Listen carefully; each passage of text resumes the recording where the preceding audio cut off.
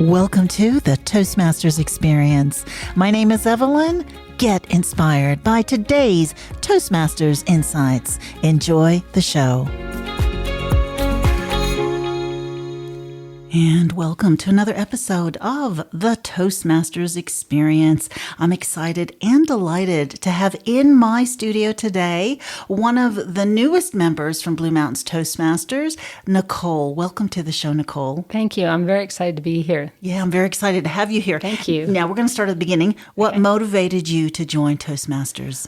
For me, I wanted to challenge myself in a different way. So I'm a tennis coach. So I have been out sort of being out somewhere in front of people, but to talk about something besides tennis and to be speaking about other things was very challenging for me. And that's why I thought, let me challenge myself and do this and put myself in uncomfortable situations.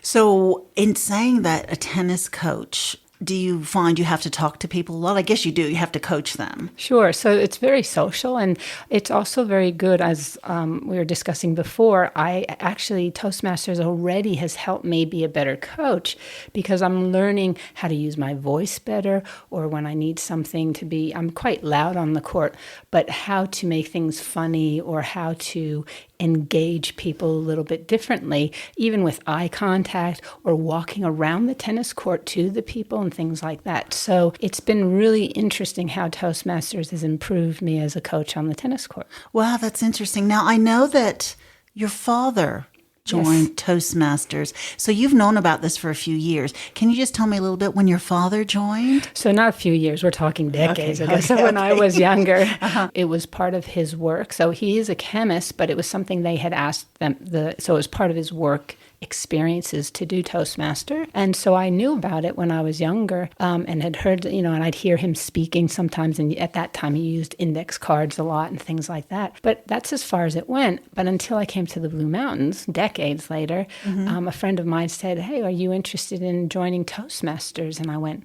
"Hang on. You mean that's international?" Okay. Right? And and that's how it started. And I thought, that'd be so good for me just to do something different, as I said, challenge and put myself in front of people and speak, just have fun with it. So Toastmasters has been something more for your, not your professional life. Well, you use it for coaching, but you think, how about your personal life? How has that benefited your personal life? Well, it's just given me confidence that I can do something different.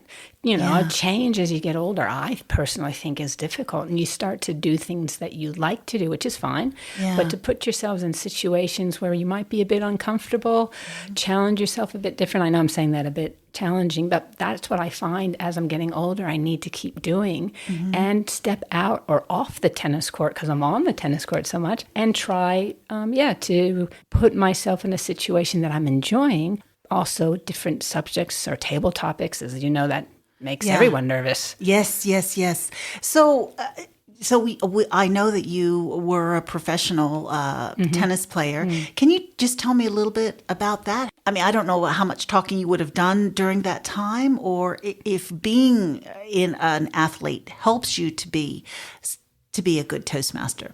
Yeah, I think it works both ways. Actually, I think what's so a positive about social media is that I think a lot of the athletes are better speakers, and some of the interviews are more entertaining and interesting because of that. I think when we were coming through, there were very good interviewers, and of course, if you won more, they would ask you questions, so you got better at that. And if you won tournaments, you always had to speak at the end, and you'd have a formula where you'd thank the sponsors and the volunteers. So there was a formula in your head. It wasn't formal, but that only happened if you won a bit. So yes, speaking has been in my repertoire of things to do, but it's a bit different, impromptu. But again, I was on a tennis court. I was comfortable. It was talking about a field I knew so much about. So that was the best bit. And that's why Toastmasters didn't scare me away, but where I went, this is so good. Now let me put myself in a different venue, at a dining room or wherever, in a stage or whatever it is. And it's a different arena, yet I think it just can give someone so much confidence. This is just out of curiosity from me. So were you ever interviewed when you had lost a set? So you don't usually get interviewed in the middle of a match. When they would do it is after the match. So the set usually is in the middle of a match. So at the end of a match, yes, usually if you're in the finals, sometimes they would ask the runners-up to speak as well. And that is tough because you've just lost. And if you really care, you're bummed. And then you have to get up and say, and of course you appreciate the crowd and you appreciate the whole environment and things like that. But your brain a lot of times, or at least with me, was thinking, oh, gosh, I want to get back on the court. I want to work on this. I want to do something. But you have to then go, hang on. No, let's appreciate this moment. You did pretty good. But very difficult to speak when you're not the winner because of the excitement's a little bit. Yes, you'd made the finals, which is great, but you just missed it by just a little bit more. Had you just pushed a bit more. So the speaking is tougher. And I'm sure people would notice that when they watch the TV, the difference between listening to the champion to the runner-up. Can you give an example of when you had to give a speech and you lost versus you'd won? And I try not to remember those, Evelyn. Okay. So off the top of my head, I'm trying to remember because all what's coming up to my head is the ones I've won. No, tell me about the ones you've won. But that's what's happening, which is really interesting because it has been a while that I've been on the court from that perspective. So again, it's when you win, you're excited and you thank everyone and you just talk a little bit about how things happen. Usually there's someone to ask questions as well, so they sort of direct you. So when you lose, they also do that for that same reason because they know that your mind may be elsewhere. I would say that sometimes the toughest bit is because you can take it quite to heart that you don't get too emotional. And you see it again with the pros. And I wasn't very one that enjoyed getting emotional on the court. So to keep your tears in if you've lost and, because you can sometimes get upset. Let's say you were winning. You had a chance of winning an opportunity and you just didn't take it or whatever. Sometimes you constantly think about that and you have to sometimes forget it and go, okay, let's appreciate this moment and talk about the people that created this opportunity for you, the tournament director, the sponsors, the ball kids, and so on. Yeah. So you were a professional tennis player in the 90s, is that correct? Yeah, so I started I turned professional in 91 and went till 2003. Wow. So so I went over a few decades, well, not decades, but different, I went through a different cycle of players, I guess you could say. Okay. So after you finished being professional tennis player, then you became a coach. Is that correct? Not immediately. I actually went back to school to get my degree. So I was in America. I'm originally from the States. So I got my degree. And then I have a partner, and she's Australian. So we came over here and love it and started a life here. Yeah. No, that's great.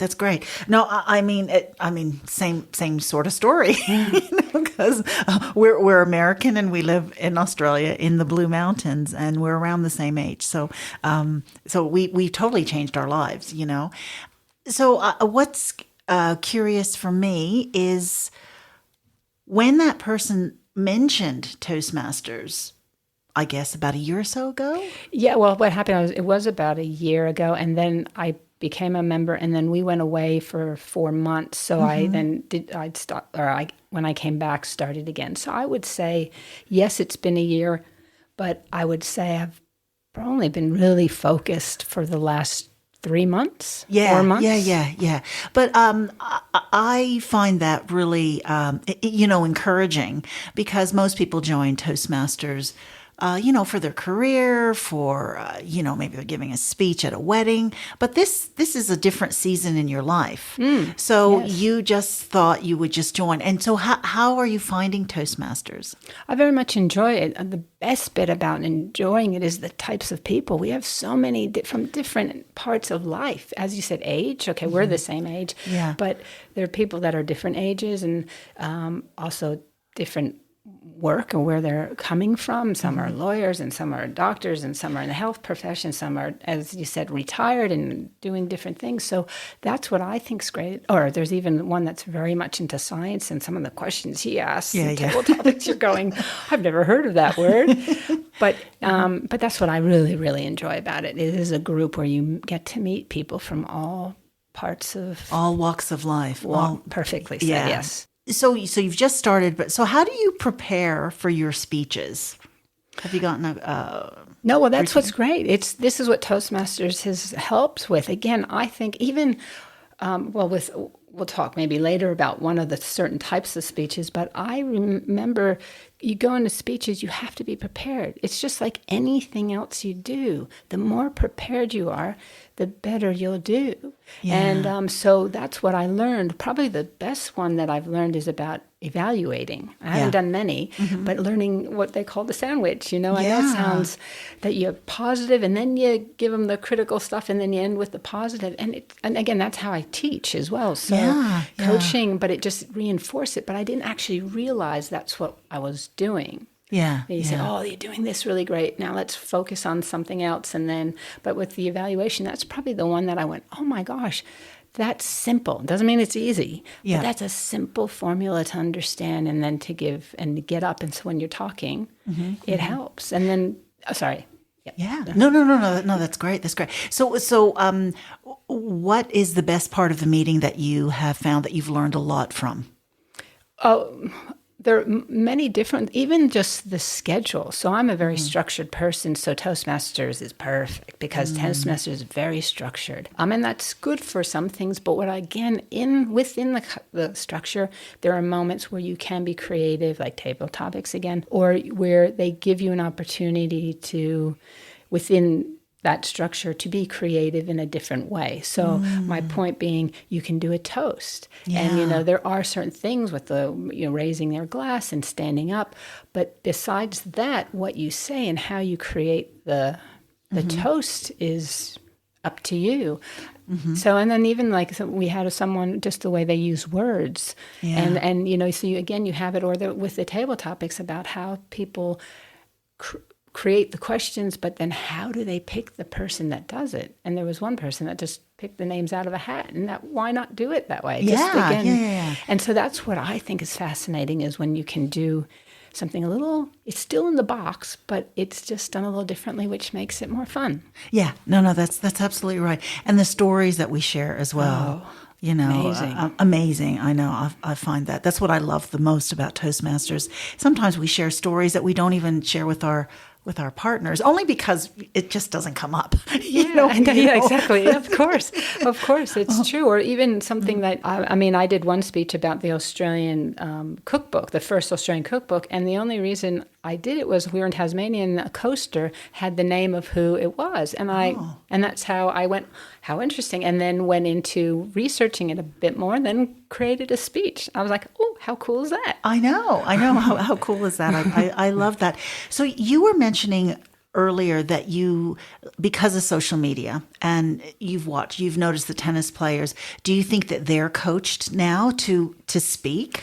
I don't know. I do think from what I understand, that the associations do help with that side if they want it. I don't know 100%. When I was playing, again, this is yonks ago, a long time ago, yes, they had opportunities, but again, it was different, different way of speaking and things like that, and how to sit in a chair if you're on TV and such like that. Yeah. But I would assume they do help you if you need it. If you get to that level. Yeah. Yeah. Just out of curiosity again, going back to when you were a professional tennis player, do you remember one of the tennis players being an exceptionally good speaker? Top of my head, I always found Andre Agassi, and this is my era now, we're talking, American player. He was very good. I also found a lady named Martina Navratilova to be a very good speaker. And most of the time, the ones that speak well are honest. Oh, that's interesting. So I find, when they're, and they're more interesting then, because you really can tell they're telling you from their experiences, and also not trying to just say the politically correct things, but it can get you into trouble sometimes too. But overall, I find, and I think that, again, Toastmasters, the more honest you are, the better. Yes. And it's the connection that you get with the audience. Absolutely. And I think the more honest you are, it's easier to speak too. And also what I find in Toastmasters, one thing, again, as a coach, I've always done this, but I see now why is when you can give more, you get more. So the more you give in sort of when you're speaking or evaluating, the more you're receiving, then you also, one, I think, wants to also then give more in the sense of speaking or whatever to help everyone become a better, in this case, a better speaker. So being new, what sort of speech topics are you looking to get more into? Because I know you have spoken about tennis a few times, but are there any sort of other speech topics that you'd like to delve into? Well, I'll tell you one, which I had to do a contest on, and one thing that someone had said in the Toastmasters says, just put your name down. Just do it. Just do it. What's the worst thing really that can happen, Yeah. You learn and you learn. So I put my name down to do a speech, and it was supposed to be a funny speech. And it was a contest. I thought, well, I'm not funny, so this is not going to go well. But then it actually, because of the preparation, you learn. And I'm not going to say I was really funny, but I did get some giggles, and I got some people to laugh. And I learned that, okay, hang on, you don't necessarily have to be funny to create a good, funny speech. I mean, you have to, again, be from your life, what's happened and things like that. So that's something I want to probably focus a bit more on to create good speeches, be it funny, so that kind of thing. The other one is, again, that I put myself in situations that I haven't been before. So I've talked about that Australian cookbook, talking about your life, which does help, but then take it maybe to something that you would never have thought of, your favorite car, and then talking about, and getting into it. So like, I love Hondas, for example, but then taking it somehow, I don't know, it might be something, Evelyn, I'll do in the future, but then saying this is my favorite car, and then creating a fantastic speech as to why. What has been the most challenging aspect of public speaking for you? I would say probably not to be a perfectionist. You want to do the best, but we're all human and things, but if you try to be perfect and read every word that you've put down for a speech, because I do write my speeches, it's actually good to sometimes fumble or, not fumble, but fall over yourself, because it brings back, again, that human side of us into the speech. And I, again, find that most speeches that have that, not to say they make mistakes, but the way that they're showing the story, I find that's probably my biggest hurdle, is that I want to be so perfect that I've spent and said every single thing that I meant to, that sometimes, you forget something. It's actually okay. Maybe it made the speech better. That's absolutely right. And you have to write your speech. I know this can be a bit controversial with some people. They say, oh, no, I'm just going to get up there and give my speech. But if you don't have it written down, there's no way to edit it and for it to become better. Another thing for me, I'm the same. I have to write my speech, and I feel like if I don't get every word in, the audience is not going to understand. The audience doesn't know your speech. Point taken. Absolutely. Look at that. I'm already learning here. I know. Good point. They don't see your nervousness as well. They don't see that you have missed a word. They don't see that you're red. They don't see that you're sweating. They don't see that. So it is an interesting exercise too. So it is good to always say yes. And when someone says for you, give a contest speech, I'll do it, and just do it. Because what's the worst that can happen? Yeah, really. And that's the bit where I think we think, and that's what the biggest thing I've learned is going, I don't want to make a fool of myself. Well, if you don't put yourself out there, and that's what I think, again, Toastmasters is so fantastic about, the applauds and what we do to get people going up, and why things are done is to show this is a place where we want you to just go for it. And that, there is no failing, if you want to say, or making yourself look not comfortable, or you feel like you've failed, I guess the best word, but it's okay. And that you realize it's not actually, you're actually going to learn from it. And the good thing about where I am level 1 in my pathway is that, and where I am now is I've done a speech, and now I get to do it again after being evaluated. And I'm actually, I got to be careful here, but I'm psyched about it, because they'll evaluate again, and I'm only going to get better and better because of that. Of course. Let's hope so, anyway. Yeah. No, but you will. You will. And how have you found pathways? How have you found this learning system?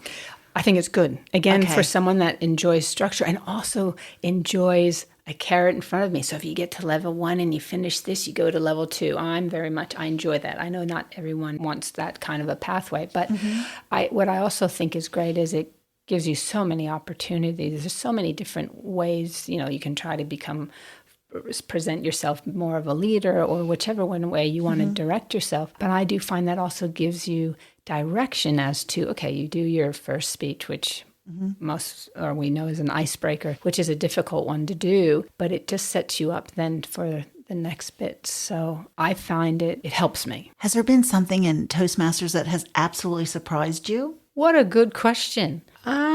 Surprised me. I would say how welcoming and how different people are, but yet you learn from everybody. So there's been one, for example, an evaluator that had evaluated me, and someone came afterwards and said, "Oh, he was pretty tough on you." But to me, I was like, "Well, okay, I didn't think so." But it's again, that you learn from it, or the thing is that you learn from someone else's speech, and then they evaluate, and they'll say something about their speech, and you go, "Oh, great, I'll remember that." Yeah, I that's what I love about Toastmasters is you don't actually have to speak during the meeting. Well, we should all speak during the meeting, but sometimes you just don't have a role, and no one calls you for table topics, which is fine. And then you still end up leaving the meeting like, "Oh my God, I learned so much." So I think that is what a benefit is from Toastmasters. Yes, absolutely. What are some common public speaking mistakes that you've seen in your life, and how can they be avoided? Okay, the first part of that question is a lot easier than the second. Okay. So the mistakes, and one of them is always that you do better to move than not to move. Okay. So, and at least in my opinion, that if you can move, it helps you. I mean, within reason. I think everything has to have a purpose. And if you can make it purposeful with your movements or whatever, I just find if I can move, it keeps me a bit more relaxed, because I'm one that will just stand like a statue, and that can look a bit stiff and nervous then. I've been told that. So that's probably one. The other thing is about ums and ahs and saying the same or similar words. People will say because maybe a bit too much or whatever. That's just an example. So that is to slow down. Ones that have just started, like icebreakers, and I was one, read it. I read my speech. Yeah.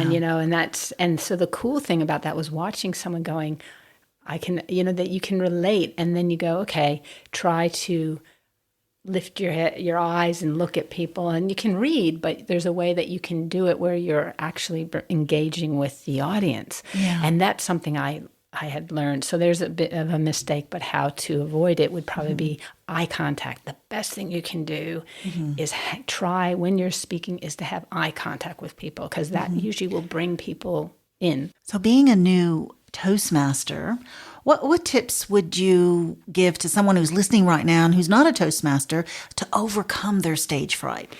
That's a tough one, because the best thing would be just go. Yeah, stage fright is a fear. The thing is, though, Toastmasters is more than that. So what we discuss is you don't have to go and speak the first time you go. You can go and just learn, just watch. And sometimes I think it's just go. That's probably the best way I'd say it is. Good way is to see other people doing it, and you'll realize, or I at least realize, that we're all in this for the same reason. We're all trying to be, very encouraging and such. And so even if you do have stage fright, go and don't feel that you have to talk. Just sit. Watch, yeah, and go, and you will, even if you don't come back, you will learn something. Yeah. Did you ever experience stage fright being a tennis player? Not so much as a tennis player, because you just sort of ramble on, and just talk about things. Yeah. And it's about tennis. The one where I got caught, and this is when I was in high school, it just popped up in my head, is, what was the word? Ammunition. So what happened is, it was like a table topics, but what happened is there were cards on the table. You picked up a card, and whatever the word was, you had to talk about it. Oh. And I got the word ammunition as a high school kid, right? So I was 15, 16, and I just froze. Okay. And I was like, I don't know what to talk about. Now I have lots of things to say, but I froze. And what was fantastic about the teacher is all I said, I think I said about how many consonants were in the word. I talked about the word because I was like, I don't know what to say about this. Yeah. So I started talking about the word and how many syllables, and that was it. So it was like 30 seconds I was up there. And the teacher came up and did that evaluating. well, she came up and talked about a way one wouldn't have thought of talking about the word, you know? And even though it wasn't the point, but how he was able to take, and I actually sat down and didn't feel as embarrassed because he showed the class, hey, you know, she went up there, she took a chance, but she did something that, wow, never even thought about doing that. And then he went on to say, what you want to do is to, you know, anyway, talk about the word and things like talk about the words and things like that. So that was probably, now I go back, that was my first time that I had tried to do public speaking, and I froze. And you froze, but my evaluator, the teacher, found it positive. If you can find a positive in something, you're going to come back. Thank goodness that teacher gave you a positive, bent on how you answered the question. Yep. Because it could have gone all square peg. Oh, yeah. And who knows if I would have done anything with public speaking at that point, you know? So that's, I just remembered that. So that's just something but I remember, as I said, also people in your life, if they're positive and they show the positive, even when it's tough, sometimes you don't want to hear it, meaning you're, not feeling great and someone's trying to tell you, how good it is. You're like, come on, it's not a nice moment. It does help you. Yeah, no, that's right. And that's why Toastmasters is such a great supportive environment. Do you have any tools or any resources that have helped you improve your public speaking skills? Actually, yes. I'm really excited to tell you this one because one thing that's really helped me, because it's so weird to do, is to speak to yourself in a mirror. So do your speech. And your audience is the mirror. So you're looking at yourself. It's strange, but it actually makes you realize, and to see yourself, what you look like when you're doing it. So if you can do it in front of a mirror, it helps so much. So that would probably be my one resource or tool is have a mirror. Yes, definitely. And another tip that I'd like to give is sometimes I'll write a speech and I'll write a really weird town name because the town names in Australia are a bit weird. Yeah. So, they're a bit different. They're not a bit weird. For our tongue, it's a bit tough. Yeah. So for instance, I had to say the town name Wallerawang. Wallerawang. Okay. And so I kept repeating it in the mirror, and I just noticed my mouth just going to town. So I had to just, so that's a very good tip. So when you write a speech and you see a difficult word, make sure that you say it a few times in front of the mirror just to see how you look when you say it. So that actually is a really, really good tip. I'll take that one home too. Yeah, Thank you. It's been such a pleasure having you in today. And Thank you. It's just so good to get perspectives. It doesn't matter how long you've been a Toastmaster, but to get people in who have just joined and someone who you don't really need to join Toastmasters, but it's helped you. Absolutely. Yeah, no, absolutely. It's a want versus a need. And as I little did I know how much I've already learned, and it's benefited me personally as well as on the court. Yeah, no, that's fantastic. It's fantastic. So I just want to ask one last question. Okay. What advice would you give someone considering joining Toastmasters? Well, as I think we discussed before, was just to go. Doesn't mean you have to become a member, so don't put that pressure on yourself, but to just give it a go. And the other thing is something that I was told, which was really good, is just because you've gone to one Toastmaster there's other clubs. So that's also good to see how other clubs do it, but give it a go. And if it doesn't sort of suit you or whatever, but you're still interested, try another club, because there are a couple in the Blue Mountains, I know. So, but you can learn from different ones. And I was told to go to some of the other clubs just to get a different experience. So I would say just to anyone, give it a go. What's the worst thing can happen? You get a good, fun day, and then you go home and have a good night's rest. Yeah. Thank you so much, Nicole. Thank you. It's been a pleasure. Thanks for having me.